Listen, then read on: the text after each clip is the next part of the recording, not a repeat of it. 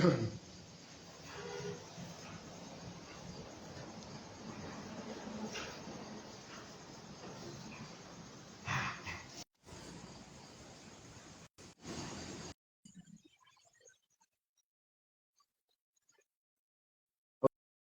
so magandang gabi po sa ating lahat dito sa Pilipinas at isang mapagpalang araw sa lahat ng mga nasa ibang bansa na patuloy na sumasama at nakikiisa sa patuloy na pagsasaliksik hinggil sa mga katotohanan na kailangan po natin malaman at hindi lamang po malaman kundi ito ay magkaroon ng katuparan sa bawat buhay po natin dahil ang katotohanan po ay hindi ito isang aral kundi ito po ay isang katotohanan na ito ay magaganap sa bawat buhay ng mga naghahangad nito. Kaya po, alam ko po na ang lahat ng mga tao sa daigdig na ito ay nais pong makapunta sa kalangitan. Pero ang tanging daan lamang na tayo ay mapabilang tungo sa kalangitan ay yung makita natin, yung tunay na landas tungo sa katotohanan.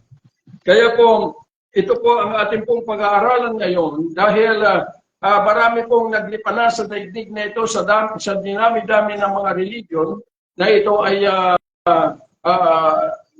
naibangon sa daigdig na ito. It's around more than 4,000 religion at bawat mga religion ay sila ay nagsasabi na sila ay totoo at yung kanilang pinapangaral ay ito ay magdadala sa kanila sa kalangitan.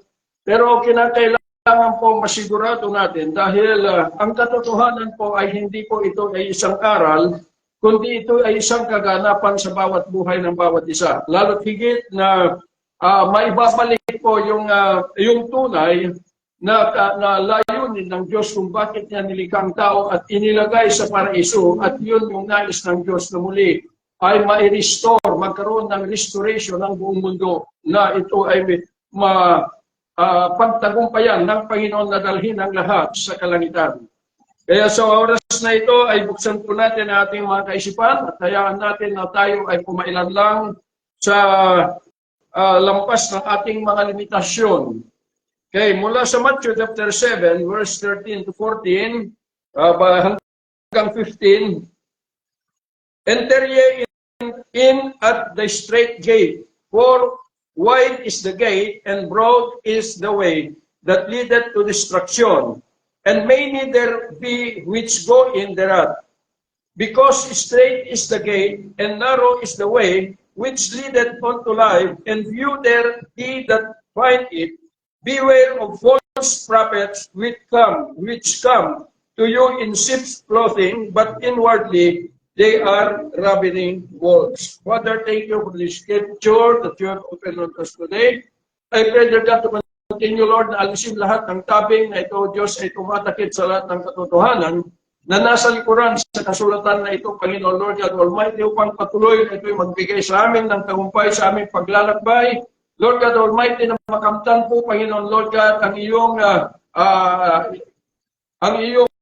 ibinaba, Panginoon, Lord God Almighty, na ito ay magdadala sa amin, Panginoon, ng tagumpay na makamtan po namin ang iyong kaharian, Panginoon. Salamat po at salamat even the presence of all your heavenly hosts na pinamumunuan ng Angel Michael at Angel Gabriel. At higit sa lahat, Panginoon, your holy presence, O God, at patuloy na bukas na pintuan ng kalangitan upang kami ay malaya to stand as one together in your holy presence all day long. Father, thank you so much at kamitan mo kami ng lahat ng karunungan at alaman na nanggagaling sa iyo. And I pray, Father, that your favor, Lord God Almighty, ay makamtan po namin, Panginoon, all spiritual blessings na kakailanganin ng lahat. Father, thank you. In the mighty name of Jesus, the Son of the living God. Amen and amen. Okay, so ating pong tatalakayin ngayon ay concerning the reality towards the way of truth. So, ibig pong sabihin na ito po ay kailangan mapag-alaman po natin ang tunay na landas na ito'y masusumpungan po natin yung daan tungo sa katotohanan. Dahil maraming nagtuturo sa mundong ito na katotohanan, pero pero ito ay di mo malalaman kung yun nga ay totoo o hindi. So, itong bersikulo na ito ay binanggit ng Panginoon sa kanyang mga bayan nung nandito ang Panginoon bilang tao at ito yung kanyang naabutan.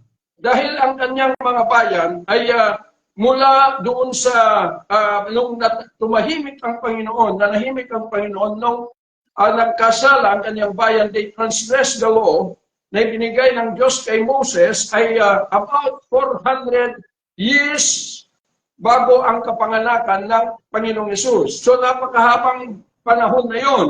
So maraming mga tao na ito ay maraming mga Hudyo ay ipinanganak na sa kingdom or under the kingdom of Satan through the law of the flesh. Kaya nga nasabi ni Pablo na lahat ay nagkasala at wala nang matuwid sa harapan ng Diyos at hindi nakaabot sa kaluwalhatian ng Panginoon.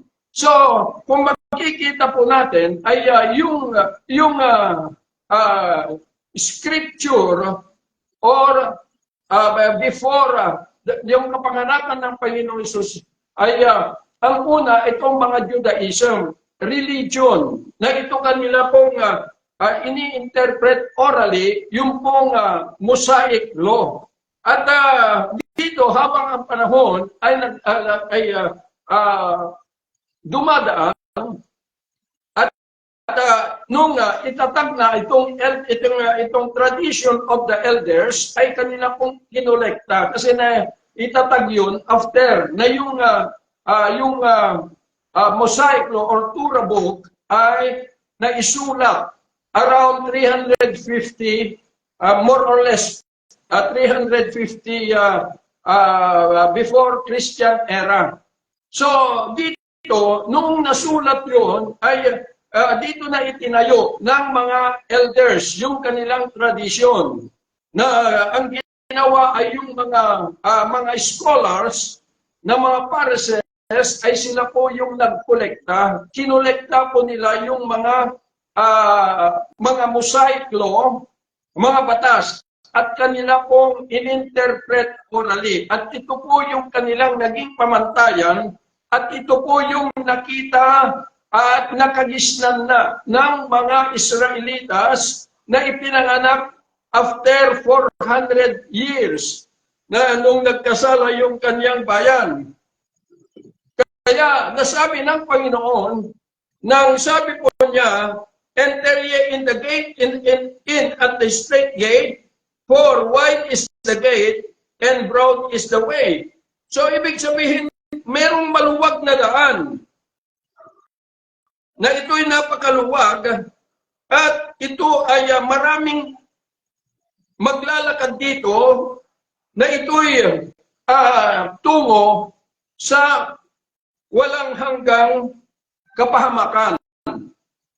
So, ito yung nakita ng Panginoon dahil halos ng mga Hudyo ay napasailalim na sa tradisyon ng mga elders.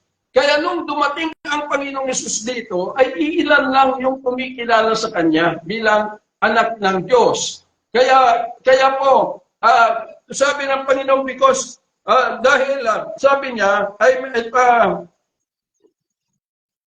meron straight is the gate and narrow is the way. Napakakipot yung daan na ito'y tungo sa buhay. Ngunit iilan lang ang makakakita nito.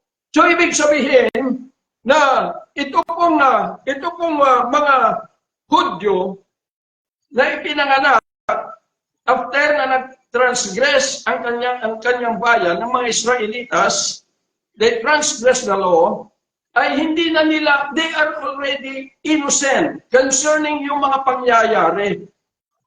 Ngunit dahil doon sa mga katuruan na ginawa ng mga elders, tradition of the mga elders, na ito'y tinuturo ng mga Pariseo, mga Escribas, ay itong mga Israelitas ay yung kanilang pagiging inosente, nagiging ignorant sila.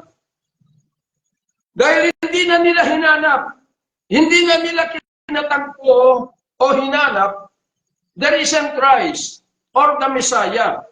Kaya nga nasabi ng Panginoon doon sa John chapter 5 verse 39, na sinasaliksik ninyo ang kasulatan dahil dito sabi niya, naniniwala kayo na mayroon kayong buhay na walang hanggan. At totoo sabi niya, dahil ito yung nagpapatunay sa akin. Pero di naman kayo pupunta sa akin para magkaroon kayo ng buhay. Although yung kanilang pinag-aaralan ay hinggil sa kanya, ngunit nung nandito siya ay hindi siya pinuntahan, kundi siya po ay itinatatwa. Dahil sa mga Romans ay takot na ituro ang pangalan ng Panginoon Hesus. Dahil during the time na ang mga Roman Empire ay hindi pa ibinukas ang Kristyanismo na ma-legalize as their state of religion.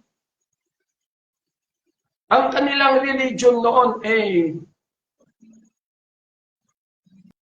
yun yung Sol Invictus. It is more than, they worship more than one God.